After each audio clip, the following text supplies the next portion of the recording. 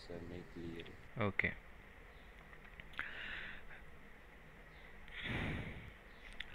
हमने लेजर के अंदर पढ़ा था, क्या पढ़ा था, हर ट्रांजैक्शन के दो अकाउंट्स बनाने होते हैं। हमने हर ट्रांजैक्शन के क्या करने होते थे, हमने दो लेजर बनाने होते थे। फॉर एग्जांपल हमने बिज़नेस स्टार्ट किया है, बिज़नेस स्टार्ट करते हैं तो क्या उसकी एंट्री होती है जी हमारे पास सबसे पहले, कि जो भी आप कैपिटल बिजनेस में ले, जो भी एसेट आप बिज़नेस में लेके आते हैं उसको आप डेबिट करते हैं, एसेट में इजाफा होता है, और कैपिटल को क्रेडिट करते हैं।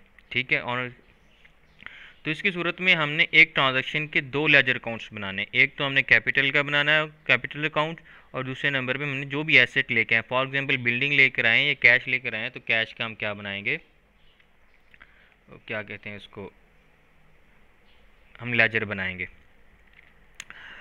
तो इसी तरह से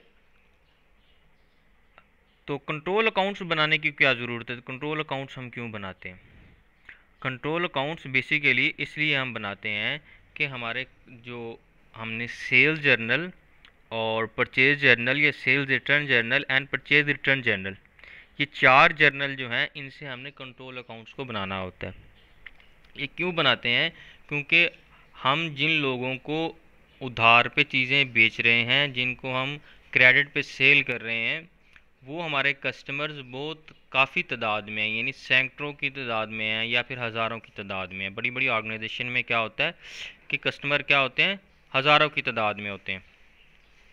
अब इसी तरह से अब जिन लोगों से हम माल परचेज़ कर रहे हैं, गुड्स परचेज़ कर रहे हैं, वो भी हम क्रेडिट पे ले रहे हैं, क्योंकि हम पहले भी पढ़ चुके हैं सेल जर्नल के अंदर, और उसके साथ साथ purchase journal, sales return journal and purchase return journal, इन सब के अंदर हमने वो तमाम ट्रांजैक्शन रिकॉर्ड करनी होती हैं जो सिर्फ़ और सिर्फ क्रेडिट पे हुई हैं, यानी कि उधार वाली ट्रांजैक्शन हमने रिकॉर्ड करनी होती हैं। तो फिर इन जब इतने सारे कस्टमर्स हो जाएंगे तो उसके लिए क्या होगा, हमें हर एक के इंडिविजुअल के बैलेंस का भी पता होना चाहिए, भी एक कस्टमर ने कितने पैसे देने हमें। For example A B C D हम लगा लेते हैं कि भाई ए बी सी डी और ये जी तक हमारे कस्टमर्स हैं 26। तो क्या होता है, अभी ए ने हमें कितने पैसे देने हैं, जी ने कितने देने हैं, क्यू ने कितने देने हैं, और पी ने हमें कितने पैसे देने हैं। ठीक है। हर एक इंडिविजुअल कस्टमर की जो अमाउंट हमें पता होना चाहिए। इसी तरह से हम ये फॉर एग्जांपल कर लेते हैं कि हमारे पास हमारे 26 ही हमारे वो हैं, क्या कहते हैं, सप्लायर हैं या सेलर हैं, जिनसे हम उधार पे चीज़ें गुड्स ख़रीदते हैं। तो इस तरह क्या होगा कि अब बी से हमने बी को हमने कितने पैसे देने हैं, और इसी तरह से सी को कितने देने हैं, और एफ को कितने पैसे हमने देने हैं हर एक इंडिविजुअल का, और इसी तरह से टोटल अमाउंट हमने कितने पे करने हैं। तो इसी तरह जैसे कि आपके पास एग्जांपल इंक्लूड दिए गए हैं, ट्रेड रिसीवेबल, यानी जिन लोगों ने से हमने पैसे लेने हैं वो हमारे ट्रेड रिसीवेबल्स कहलाएंगे, और जिन लोगों को हमने पैसे देने हैं वो हमारे ट्रेड पेबल्स कहलाएंगे। ट्रेड रिसीवेबल्स में हर एक कस्टमर से कितने लेने हैं वो भी हमें पता होना चाहिए, और टोटल तादाद में भी पता होना, टोटल अमाउंट का भी पता होना चाहिए।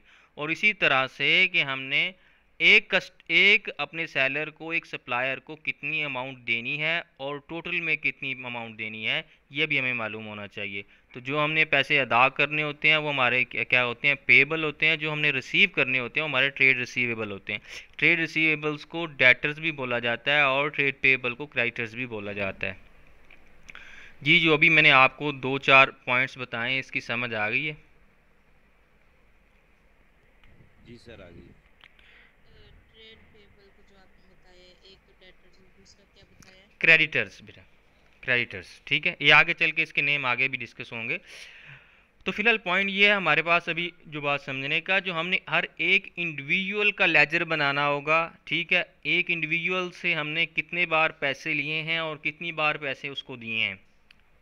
ठीक है। फॉर एग्जांपल डेटर से हम पैसे रिसीव कर रहे होंगे और क्रेडिटर से को हम पैसे पे कर रहे होंगे। ये भी हो सकता है कि जैसा हमने पढ़ा है कि हम कोई बिजनेस कर रहे हैं, फॉर